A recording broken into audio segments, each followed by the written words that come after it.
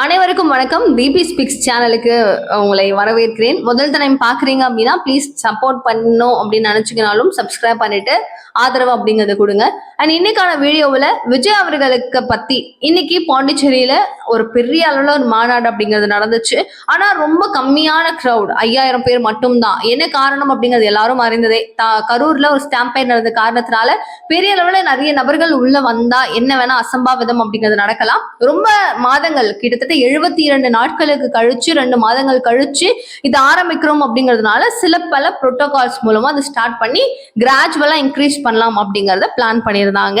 இதன் அடிப்படையில இந்த மாநாடு, இந்த பேச்சு, அவர் பேசின வார்த்தைகள், விதங்கள், புஷியானந்த் அவர்களுடைய பேச்சு, ஆதவ அர்ஜுனா அவர்களுடைய பேச்சு, காஞ்சிபுரத்தை கம்பேர் பண்ணும்போது இது எப்படி இருந்துச்சு, இன்னும் எப்படி பேசியிருக்கலாம், இவர் பேசுறது சரியா தவறா அப்படிங்கிற மாதிரி ஒரு கோர்வையில எல்லா விஷயங்களையும் பார்ப்போம். இது கூட கூட்டணி கட்சிகளா இணைய போறது காங்கிரஸ் அப்படின்ற ஒரு பேச்சு இருக்கே தீபிகா, உண்மையா காங்கிரஸும் டிவிக்கும் சேருமா, இல்ல கூட வந்து டிடிவி அவர்கள் வரப்போறதாலாம் தகவல்கள் இருக்கு, இதெல்லாம் உண்மையா அப்படிங்கிற கேள்விகள் நிறைய பேர் கேட்டிருந்தீங்க. இதை பத்தியும் கொஞ்சம் டிஸ்கஸ் பண்ணுவோம். உள்ள போலாம், எல்லாத்தையும் தெளிவா சொல்றேன். சோ பாண்டிச்சேரியில நடந்த இந்த நிகழ்வு அப்படிங்கிறது ரொம்ப ரொம்ப ரொம்ப சூப்பரா வெல் ஆர்கனைஸ்டா நடந்திருக்கு அப்படிங்கிறதுல மாற்று கருத்து இல்லை. பட் உள்ள போனதுக்கு அப்புறம் புஷியானந்த் அவர்களுடைய ஸ்பீச், போலீஸ்காரங்க, காவல்துறையினருக்கு நன்றி, ரொம்ப அழகா எங்களுக்கு வந்து கொடுத்துருக்கீங்க, ரொம்ப ரொம்ப அழகா சிஎம் அவர்கள்ல இருந்து ஆரம்பிச்சு எல்லாரும் செய்திருக்கிறீங்க, தமிழகத்துல எங்க எங்கேயுமே உள்ளே விடல அப்படிங்கிற வார்த்தையை அவர் உபயோகிச்சிருந்தாரு. அடுத்ததா ஆதவ அர்ஜுனா அவர்களுடைய பேச்சும் என்னவா இருந்துச்சு, இங்க இருக்கிற காவல்துறையினரை பார்த்தாவது திமுக காரவங்க கத்துக்கோங்க, தமிழகத்துல இருக்கிற காவல்துறையினர் பார்த்து கத்துக்கோங்க அப்படின்னு சொல்லி இந்த வார்த்தை. அண்ட் இவங்களுடைய புரோட்டோகால்ஸ் ரொம்ப நல்லா இருக்கு, ரொம்ப நன்றி அப்படின்னு இரண்டாம் பட்சமா காவல்துறையினருக்கு நன்றி. மூன்றாவது கதை அப்படின்னு எடுத்துக்கிட்டோம்னா சேம் ஆஸ் லைக் விஜய் அவர்கள் திரும்பவும் தனது நன்றிகள் அப்படிங்கறது என்னவா சொல்றாங்க, காவல்துறைக்கு தான் ஆப்வியஸ்லி சொல்றாரு. ஸோ உரையை ஆரம்பிக்கும் போதே எனக்கு வந்து இந்த முதலமைச்சர் அவர்கள் இவ்வளவு தூரம் எங்களுக்காக ஹெல்ப் பண்ணி எங்களை இந்த அளவுக்கு பேச விட்டதுக்கு ரொம்ப நன்றி அப்படின்னு சொல்லிட்டு ஆரம்பிக்கிறாரு. இது கூட அவர் காவல்துறை அப்படிங்கிறவங்களுக்கும் நன்றி சொல்றாரு. ஸோ எல்லாரும் முன்வைக்கிற ஒரே ஒரு விஷயம்தான், நீங்க கரூருக்கு வந்தப்போ கரூர்ல காவல்துறை ரொம்ப நண்பா அப்படின்னு சொல்லிட்டு எல்லாம் ஆரம்பிச்சு நல்ல வேலை செய்றீங்க அப்படின்லாம் சொன்னீங்க. அதுக்கப்புறம் தான் நீங்க உண்மையாவே காவல்துறையினர் நீங்க இருக்கீங்களா இல்லையா அப்படிங்கிற ஒரு சந்தேகம் அப்படிங்கிறது உங்களுக்கு வர ஆரம்பிச்சுது. அப்ப நீங்க நன்றி சொல்லி இது வந்து அப்போ விஜயே வந்து நன்றியெல்லாம் சொல்லி தானே ஆரம்பிச்சாரு காவல்துறைக்கு.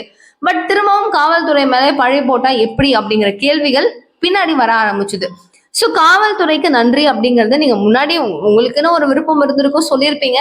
பட் இந்த உரைய முடிச்சதுக்கு அப்புறம் அசம்பாவிதம் எதுவுமே இல்லாம நல்லபடியா முடிஞ்சதுக்கு அப்புறம் சொன்னீங்கன்னா நல்லா இருக்கும் அப்படிங்கிறது பல பேரின் கருத்தாகவும் இருக்கும் பட்சத்துல பேச்சு, இந்த உரை எப்படி இருந்துச்சு, காஞ்சிபுரத்துல எப்படி இருந்துச்சு, பிளாஸ்டா இருந்துச்சு, செம்மையா இருந்தது, வர்த்த சீங்கா இருந்துச்சு.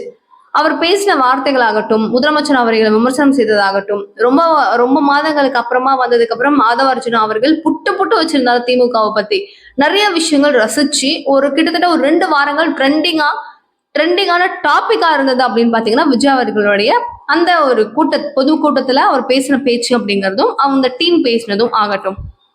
ஆனா இன்றைக்கு பாண்டிச்சேரியில எல்லாமே பேசும் பொருளாக மாறல, விவாதத்தின் பொருளாதான் மாறி இருக்கு.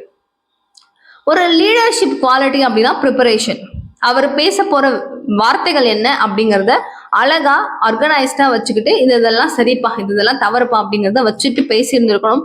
அவர் வச்சுட்டு தான் பேசினாரு. ஆனா அந்த சரிவு அப்படிங்கிறது நிறைய இடங்கள்ல இருந்துச்சு, நிறைய பிளேசஸ்ல அவர் ஸ்கிப் பண்ணி கொஞ்சம் ஒரு தடுமாற்றத்தோட அப்படிங்கிறதுலாம் இருந்துச்சு.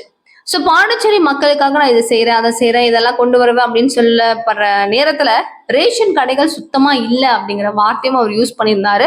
இதுல பல பேர் ரேஷன் கடை இருக்கு, விஜய் தெரியாம பேசிட்டு இருக்காரு, அவர் சும்மா என்னத்தையும் அடிச்சு விட்டுட்டு இருக்காரு, தெரியாத விஷயத்த எதுக்கு பேசணும் அப்படின்னு, தப்பான விஷயத்த ஏன் பேசணும் அப்படிங்கிற அளவுக்கு பேசியிருந்தாங்க. ஆனா விசாரிச்சு பார்த்ததுல ரேஷன் கார்டு அப்படிங்கிறது இருந்துச்சு, ரேஷன் கடைகள் இருந்தது, அந்த எல்லோ கார்டு, கிரீன் கார்டு அப்படின்லாம் சொல்லி வச்சிருந்தாங்களாமா. ஆனா கடந்த ஒரு 8 மாதங்களா அங்க வந்து சரியா அதெல்லாம் வழங்கப்படல, ஆர்கனைஸ்டா அதுல இல்ல, மோஸ்ட்லி கொடுக்கறது இல்லை அப்படிங்கிற மாதிரி தான் வந்திருக்கு. அப்போ அவர் தப்பான செய்தியை பரப்பல அப்படிங்கிறது புரிய வருது. ஸோ அதுல வந்து அவர் ஓகே, அவர் பாஸ். பட் அந்த ஸ்பீச் அப்படிங்கிற வார்த்தையில நிறைய இடங்கள்ல எல்லாரும் எதிர்பார்த்தோம் திமுகவை திட்டணும், இந்த அதிமுக விமர்சனம் பண்ணணும், நாம் தமிழர் கட்சி விமர்சனம் பண்ணணும், இவருடைய கிரிட்டேரியாஸ் எப்படி இருக்கும், இவருடைய வே ஆஃப் ஸ்டைல்ஸ் இனிமே எப்படி இருக்கும் அப்படிங்கிற எதிர்பார்ப்பு இருந்துச்சு. ஆனா எல்லாருக்கும் ஒரு பெரிய ஏமாற்றம் மட்டும்தான். என்ன காரணம்? பாண்டிச்சேரி மக்களுக்கு என்னென்ன தேவைகள் அப்படிங்கறத மட்டும்தான் பேசினாரே தவிர ஒரு 16 நிமிடத்துல எல்லாத்தையும் முடிச்சுட்டு போயிட்டார். ஆனா அங்க பாண்டிச்சேரியில 5000 நபர்கள் மட்டும் QR கோடு ஸ்கேன் பண்ணி உள்ள போய் உட்கார்ந்து பார்க்கலாம் அப்படின்னா பார்த்தது போனது 5000 பேர். ஆனா வெளியில இருந்து பாக்குறது எவ்வளவு பேர்? எக்கச்சக்க கோடி நபர்கள். இப்ப எங்க எல்லாருக்கும் ஒரு பெரிய ஏமாற்றம் தானே தளபதி அப்படிங்கிறது தான் தொண்டர்களே கொஞ்சம் கதற விஷயமா மாறி இருக்கு. ஸோ ஆப்வியஸ்லி அவர் கொஞ்சம் இன்னும் நல்லா பேசியிருக்கலாம். பட் இதற்கான விளக்கம் அப்படிங்கிறதும் நம்மளால பார்க்க முடியுது. ஏங்க அவர் பேசுறது பாண்டிச்சேரியில தமிழகத்தை பத்தி குறை சொல்லுன்னா பாண்டிச்சேரியில உட்காந்து தமிழ்நாடு மானத்தை எப்படிங்க அவர் வாங்குவாரு அப்படிங்கிறாங்க. ஆனா தமிழகத்துல என்னெல்லாம் நடக்குது அப்படிங்கிறது பாண்டிச்சேரி மக்களுக்கு தெளிவா புரியுங்க. ஒண்ணுமேவா தெரியாது. ரொம்ப கிட்டங்க. ஒரு பஸ் ஸ்டாண்ட் ஒரு கோடு இருக்குன்னு வச்சுக்கோங்களேன், அப்படியே ஒரு வீடை தாண்டி இது வந்து பாண்டிச்சேரியா இருக்கும், இது வந்து கடலூரா இருக்கும். அப்படியே ஒரு போர்ஷன் போகும். இங்க பாண்டியா இருக்கும், இங்க கடலூரா இருக்கும். ஸோ அங்க இருக்கிற நபர்களுக்கே அவங்களுடைய ப்ரூஃப் ஏதாவது வச்சுதான் நம்ம பாண்டி நம்ம கடலூர் அப்படிங்கறத பிரிச்சுக்க முடியுமே தவிர நீ பாண்டி தானா நீ கடலூர் தானான்னு யாராலையும் எப்படியுமே கன்ஃபார்ம் பண்ண முடியாது.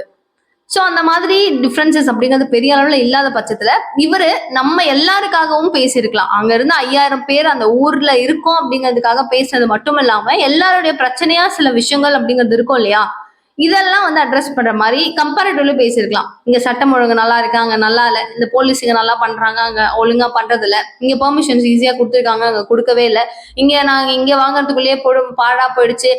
அந்த மாதிரி கம்பேரிட்டிவ்ல நான் சொல்றது லைன் அப் பண்ணி நிறைய விஷயங்களை பேசியிருக்கலாம். பட் அவர் மிஸ் பண்ணிட்டாரு. ஆனா அடுத்த முறை இன்னும் சிறப்பாக இருக்கணும், இருந்தே ஆகணும், இன்னும் தீவிரமா இருக்கணும் அப்படிங்கிறது இருக்கு.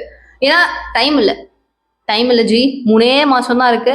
பார்த்து இன்னும் கொஞ்சம் சுதாரிச்சுக்கோங்க. அடுத்ததான் ஒரு கம்ப்ளைண்ட். அவர் வராரு, பேசுறாரு, எங்க 15 நிமிஷம் 16 நிமிஷம்லாம் போதுமா, என்ன திப்பிக்கா இப்படிலாம் அப்படின்னா, ஒரு கூட்டம் இருக்காங்கன்னா அங்க உட்கார்ந்து என்னெல்லாம் பேச சொன்னீங்கன்னா நான் ஒரு 1/2 மணி நேரம்லாம் அசால்ட்டா பேசிடுவேன். இந்த வீடியோ எல்லாமே உட்கார்ந்து ஒரு அட் அ டைம்ல நான் ஷூட் பண்ண ஸ்டார்ட் பண்ணேன்னா நிறைய நேரம் நான் பேசிடுவேன். ஸோ அங்கே அட்டென்ஷன் அப்படிங்கிறது ஆப்வியஸா அதுவும் அவங்களுக்குலாம் கண்டென்ட் கொடுப்பாங்க இல்லையா, நீங்க இதெல்லாம் பேசணும், இப்படி இதெல்லாம் இந்த ஊர்ல இதெல்லாம் தேவை இருக்கு, இதெல்லாம் தேவை இல்லை, இதெல்லாம் நீங்க இப்படி எல்லாம் பேசுங்க அப்படிங்கிற கண்டென்ட்டும் அவருக்கு கண்டிப்பா கிடைக்கும். ஸோ இது எல்லாத்தையுமே கோர்வையா வச்சு பேசணும் அப்படிங்கும்போது அசால்ட்டா நான் 2 மணி நேரத்தை கூட அமுக்கி வச்சிருவேன் மக்களை. ஆனா ஒரு தலைவரா இருந்து அவரு கஷ்டம் அப்படிங்கிறது பெருசா இல்லை, ஆனா மக்களுக்கு பிடிக்கலன்னா நீங்க பேச வேண்டாம். மக்கள் எதிர்பார்க்கறாங்கல்ல, ரொம்ப எதிர்பார்க்கறாங்கல்ல, நீங்க ஒரு 2 மணி நேரம் பேசுங்கலாம் சொல்லல, ஒரு 1/2 மணி நேரத்துல இருந்து ஒரு மணி நேரம் எல்லா பிரச்சனையும் அட்ரஸ் பண்ணுங்க. போதுன்ற அளவுக்கு நீங்க பேசுங்க. நீங்க பேசுங்க தானே அவங்க கேட்கறாங்க. பேசுங்களேன், எல்லாத்தையும் சொல்லுங்களேன் அப்படிங்கிறதுதான். ஸோ பார்ப்போம் இதுக்கப்புறம் என்னவா போகும், எப்படிலாம் இருக்க போகுது பிரச்சாரங்கள் அப்படிங்கிறது. கூடவே நான் வந்து பேசியிருந்தேன் கூட்டணி கட்சிகள் இவங்க கூட யாரெல்லாம் சேர போறாங்க அப்படிங்கிற விவரங்கள் அப்படிங்கிறது. அண்ட் காங்கிரஸ் அப்படிங்கிறவங்க பேச்சுவார்த்தை ரொம்ப தீவிரமா நடத்திக்கிட்டு இருக்காங்களாம். ஆனா திமுகவை விட்டுட்டு இங்க ஓடி வருவாங்களா அப்படிங்கிறது சந்தேகம் தான். காங்கிரஸ் ஒன்ஸ் இது உள்ள இன்வால்வ் ஆயிடுச்சு, உள்ள நுழைஞ்சிருச்சுன்னா பெரிய அளவுல ஒரு கோவிந்தான்னு சொல்லிக்கலாம், ஒரு பெரிய ஏமாற்றம் அப்படிங்கிறதும் வரும். ஏன்னா காங்கிரஸ் பல்வேறு மாநிலங்கள்ல என்ன ஆகுது, டம்மி ஆகிக்கிட்டே வருது, கொஞ்சம் கொஞ்சமா லிட்டரலி குறையுது. ஸோ இந்த நேரத்துல இவங்க கூட வச்சுக்கிட்டோம் அப்படின்னா அது நல்லா இருக்குமா அப்படிங்கிறது கன்ஃபார்மா டிவிகே டிசைட் பண்ணும். ஒரு தீர்மானம், ஒரு முடிவு அப்படிங்கிறது எடுத்துதான் ஆகணும் அப்படிங்கிற சூழ்நிலையில காங்கிரஸ் உள்ள வரதுக்கு வாய்ப்புகள் குறைவு. ஸோ கூடவே டிடிவி தினகரன் அப்படின்னு எடுத்துக்கிட்டா நீங்க வர விருப்பப்படுறீங்க, ஆசைப்படுறீங்க, கரெக்ட் தான். பட் நீங்க வந்தீங்கன்னா இந்த மாதிரி சூழ்நிலைகளை நான் சமாளிக்கிற மாதிரி இருக்கும். நீங்க நிறைய இடங்கள்ல ஊழல் அப்படி இப்படின்னு நிறைய சிக்கிருக்கிறீங்க, நீங்க போய் பேசுறீங்கன்ற மாதிரி வேற இருக்கு. நான் உண்மை மட்டும் தான் இப்ப வரைக்கும் பேசிட்டு இருக்கேன். கூட வச்சுக்கிட்டு நான் பாட்டுக்கு உண்மை பேசினா இது போய் மாதிரி தெரியுது. ஏன்னா ஆப்வியஸா மக்கள் என்ன ஒரு மாதிரி பார்க்க ஆரம்பிச்சிருவாங்க. ஸோ செங்கோட்டையன்னா அவர் மேல பெருசாலாம் பிளாக் மார்க்லாம் இல்லை, ரொம்ப வருட தலைவர், அவர் நியாயமா இருந்தாரு, எந்த கட்சிக்கும் சும்மாலாம் மாறல போல, அங்க அவங்களை துரத்திட்டாங்க, வெளில வந்தாரு, என் கூட இணைஞ்சிட்டாரு அப்படிங்கிற ஒரு பேரோட போயிடும். பட் டிடிவி எல்லாம் எப்படிங்க சேர்க்கறது அப்படிங்கிற அளவுக்கு அவரும் யோசிக்கிறாராம். ஸோ இன்னும் டைம் இருக்கு, டைம் ரொம்ப இல்லை பட் இருக்கு, ஒரு டிசம்பர் எண்டு வரைக்குமாவது எடுத்துக்கிட்டு சீக்கிரமா ஃபைனலைஸ் பண்ணி பிரச்சாரங்களை ஸ்டார்ட் பண்ணி ஆகணும். ரொம்ப பெரிய ஒரு கெடுபுடியில இருக்கு டிவிக்கே, எதை செய்யறாங்க அப்படிங்கிறத பொறுத்து பார்ப்போம். அண்ட் நிகழ்கால நிகழ்வுகள் எல்லாத்தையும் தெரிஞ்சுக்க சேனலை சப்ஸ்கிரைப் பண்ணிக்கோங்க. தேங்க்யூ ஸோ மச் ஃபார் வாட்சிங் திஸ் வீடியோ. பாய்.